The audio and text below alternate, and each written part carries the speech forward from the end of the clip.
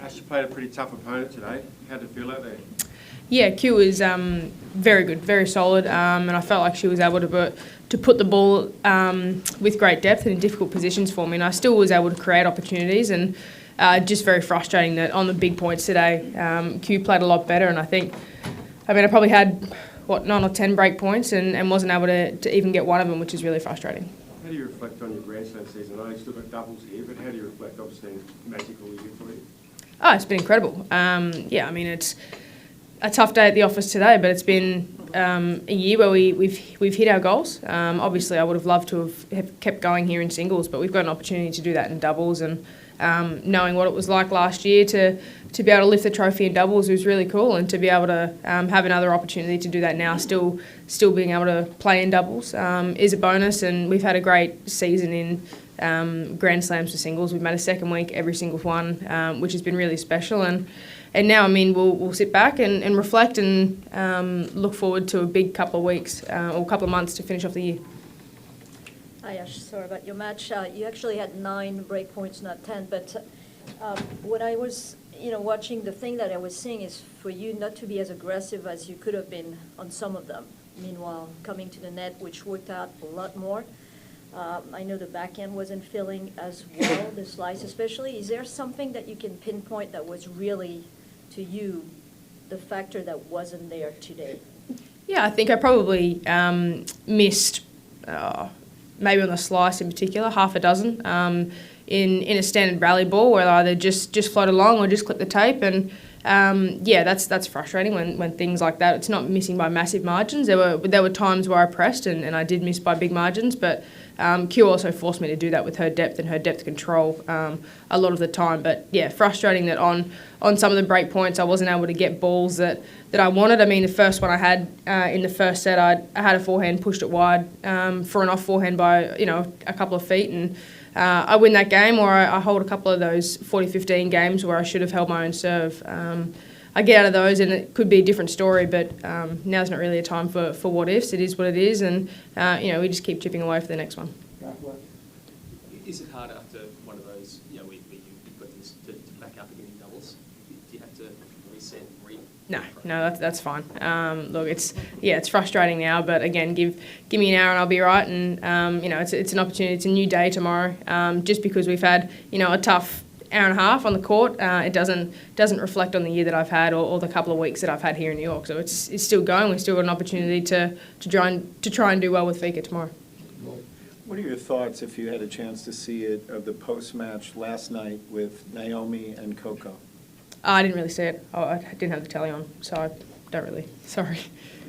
Actually, given what you did in Paris, did Wimbledon and here feel like sort of missed opportunities, or is it easy for you to think? I don't think a second week of a slam's a missed opportunity. I think that's it's a hell of an effort for all slams to get to the second week. Yes, I would have loved to have done better, but it wasn't to be. But certainly not something I'm stressed about. So is it easy for you to put that into perspective because of all where you've come from, what you've been through?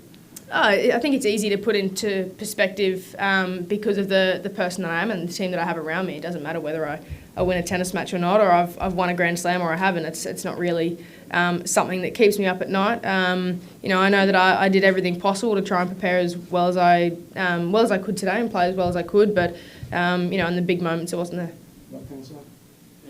Just on the back of that, is today probably proof that, the women's game is tight, regardless of ranking, reputation.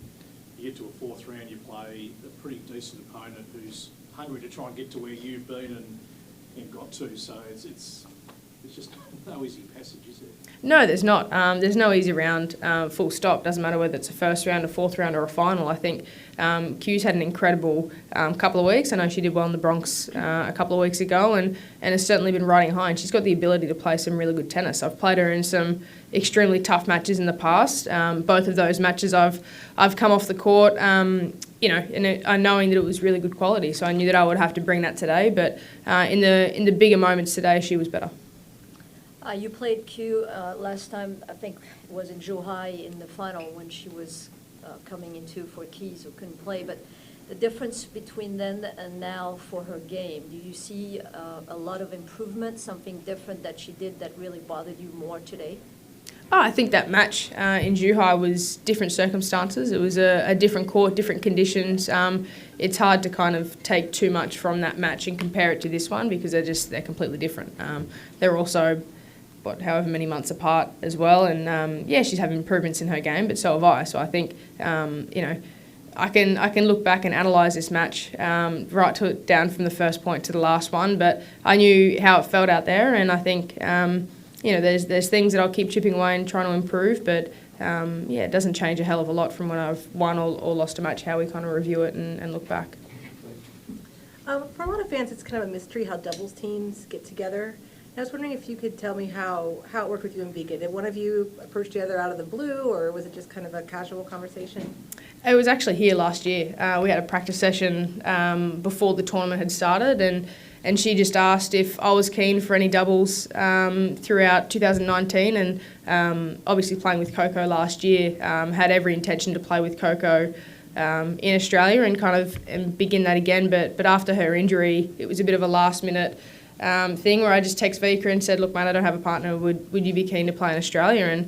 And we've just kind of gone from there. Do the players themselves usually make those arrangements, or is it typically teams, or what's the dynamic usually like?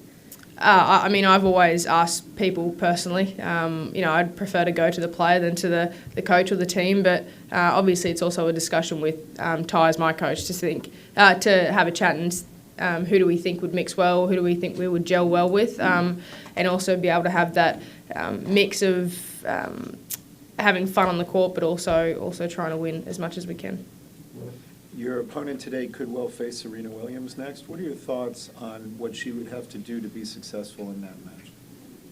I think that's for her and her team to sit down and work out. Obviously, that match hasn't been played yet, so there's still a possibility, that she could play either Petra or Serena. I think they play later on today, so I think, I'm not going to really comment on what she needs to do. I know that she's got a great team around her, and tactically, I think they'll come up with something that suits her game. But not really for me to say.